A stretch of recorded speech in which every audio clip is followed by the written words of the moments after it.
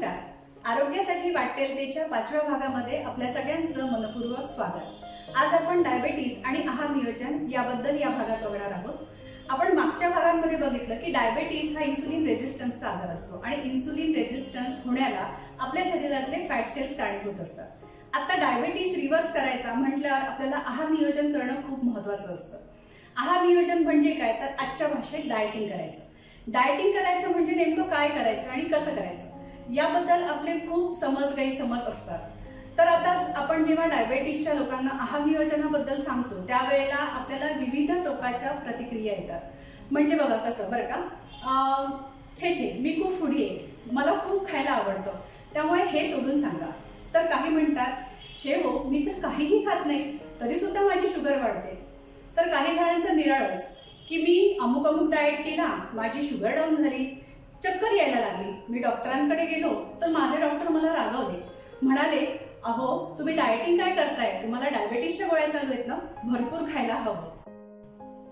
तर काही बायका असं म्हणतात की आमचे हे खूप हार्डवर्क करतात, त्यांना सलग 2 ड्युट्या करायला लागतात आणि तुम्ही एवढंसं जेवायला देणार तर कसं बरं भागेल. हे तर अजून अल्टिमेट आहे बघा. मी एक डाएट प्लॅन केला होता, माझं वजनही कमी झालं, शुगरच्या गोळ्याही बंद झाल्या, पण सगळे म्हणायला लागले अरे किती बारीक झालायस, शर्ट पॅन्ट लूज व्हायला लागले, अंगावरचं मांसही जणू नाहीसं झालं बघा. मग काय, मी परत खायला सुरुवात केली आणि परत गोळी सुरू झाली. असे असंख्य गैरसमज आणि भीती ही मनात असते. पण डायबेटीसच्या लोकांनी सगळ्यात पहिले डाएटिंग करताना काही महत्त्वाच्या गोष्टी लक्षात ठेवणं गरजेचं आहे. अगदी ठळक कुठल्या ह्याबद्दल आपल्याला डॉक्टर सरिता अगदी विस्तृतपणे सांगतील. डायबेटीसच्या रुग्णांनी जो काही आहार नियोजन करायचं असतं किंवा डाएटिंग करायचं असतं त्यासाठी काही महत्त्वाचे ठळक मुद्दे लक्षात ठेवणं गरजेचं असतं. त्यातली पहिली महत्त्वाची गोष्ट म्हणजे डाएटिंग करताना किंवा आहाराचे नियोजन करताना ते डॉक्टरांच्या देखरेखीखालीच चालू करणं गरजेचं आहे, स्वतःच्या मनाने नाही. दुसरी गोष्ट म्हणजे मनानेच डायबेटीसच्या गोळ्या बंद करणे, कमी करणे किंवा वाढवणे असं मुळीच करू नये. आणि तिसरी गोष्ट म्हणजे की जेव्हा आपण डाएट चालू करतो तेव्हा साखर ही कमी जास्त होत असते. वारंवार साखर तपासणं हे गरजेचं असतं आणि त्यामुळे प्रत्येकाकडे ग्लुकोमीटर असणं हे अगदी आवश्यक आहे. चौथी आणि महत्त्वाची गोष्ट म्हणजे आहार नियोजनाने गोळी बंद झाल्यानंतरचा फॉलोअप हा खूप महत्त्वाचा ठरतो. आणि गोळी बंद झाली म्हटल्यावर पेशंट अगदी आरामात खात पीत राहतात. बरेच जण 6 महिने शुगर आणि वजन तपासत नाही आणि मग नंतर कोणत्या तरी चेकअपला अचानक शुगर वाढलेली दिसते. मग अरे आपल्या डाएटचा काहीच उपयोग झाला नाही म्हणून त्या आहार नियोजनालाच ब्लेम केले जाते. 3 महिन्याच्या आहार नियोजनानंतरचे 6 महिने आपण खाण्यापिण्याची मजा केली हे माणूस मात्र सोयीस्कररित्या विसरतो आणि मग आपण आहार नियोजनालाच दोष देतो. आता ह्या आहार नियोजनाचा नक्की कसा आणि काय फायदा होतो हे आपल्याला डॉक्टर आनंदी सांगतात.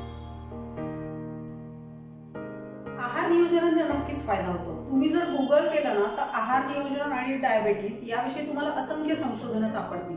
त्यातील काही 2 संशोधनं मी आता तुमच्यासमोर मांडली. एक 450 लोकांचा स्टडी झाला, त्यावेळेला असं लक्षात आलं की फक्त 7% म्हणजे 7% वजन कमी केलं तर 57% इन्सुलिन सेन्सिटिव्हिटी वाढते. आता इन्सुलिन सेन्सिटिव्हिटी वाढते म्हणजे इन्सुलिनचं कार्यक्षमत्व वाढतं आणि मग ह्या 450 लोकांमधल्या 70% लोकांची डायबेटीसची औषधं कमी झाली आणि 21% लोकांचे इन्सुलिन सुद्धा बंद झालं. आता दुसरा स्टडी आहे तो आपल्या माधवबागेतलाच आहे. माधवबागेची भारतभरामध्ये 250 क्लिनिक्स आहेत, त्याच्यामध्ये गेल्या 4 वर्षापासून आपण डायबेटीसची ट्रीटमेंट देतो. आता ह्या ट्रीटमेंटमध्ये औषधं आणि पंचकर्म या व्यतिरिक्त आहार नियोजनाला खूप जास्त महत्त्व आहे. आपण माधवबागेमध्ये प्रमेह डाएट किट नावाची आहार पद्धती 3 महिने सलग फॉलो करायला लावतो आणि त्यानंतर आपल्याला असे रिझल्ट मिळतात की या पूर्ण 4 वर्षामध्ये आपण साधारणतः 1,500 पर्यंत लोकांची वजन कमी केलेले आहे. कितीपर्यंत, तर 10 किलोपेक्षा सुद्धा जास्त वजन आपण कमी करू शकलोय.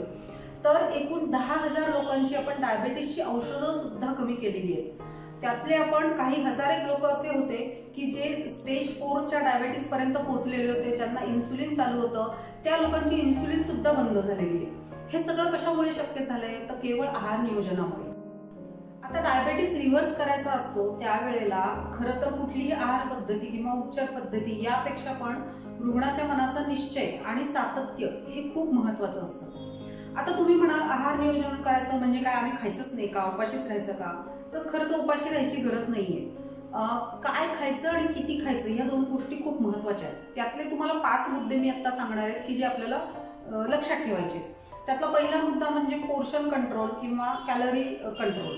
दुसरा आहे लो कार्बोहायड्रेट डाएट. तिसरा आहे लो फॅट डाएट. चौथा मुद्दा आहे योग्य प्रमाणामध्ये प्रोटीन असणं की ज्यामुळे आपल्याला अशक्तपणा येत नाही. चौथा मुद्दा आहे की आपल्याला जी सूक्ष्म पोषक तत्व आहारामध्ये असतात, व्हिटॅमिन्स, मिनरल्स, ती योग्य प्रमाणामध्ये असणं. अर्थातच त्यासाठी आपल्याला भाज्या, फळं, सॅलड याचा भरपूर प्रमाणामध्ये वापर करायला लागतो. पाचवा मुद्दा आहे आपल्या डाएटमध्ये फायबर्सचा भरपूर प्रमाणामध्ये समावेश असायला हवा. म्हणजे आपण कुठल्याही रिफाईंड गोष्टी वापरणार नाहीये या डाएटमध्ये, तर कोंड्यासकट, सालीसकट असा आपल्याला वापर करायला लागतो. आता एवढे मुद्दे लक्षात ठेवून स्वयंपाक करायचा म्हणजे किती तो डोक्याला ताण नाही का? त्या ताणाने शुगर वाढायची कदाचित. त्यापेक्षा असा सायंटिफिक बेस्ड रेडीमेड डाएट जर आपल्याला कोणी दिला तर ती यश मिळण्याची शक्यता आपली वाढणार आहे. मग असा रेडीमेड डाएट फॉलो करताना सुद्धा 3 महिन्यामध्ये आपल्याला बऱ्याच अडचणींचा सामना करावा लागू शकतो.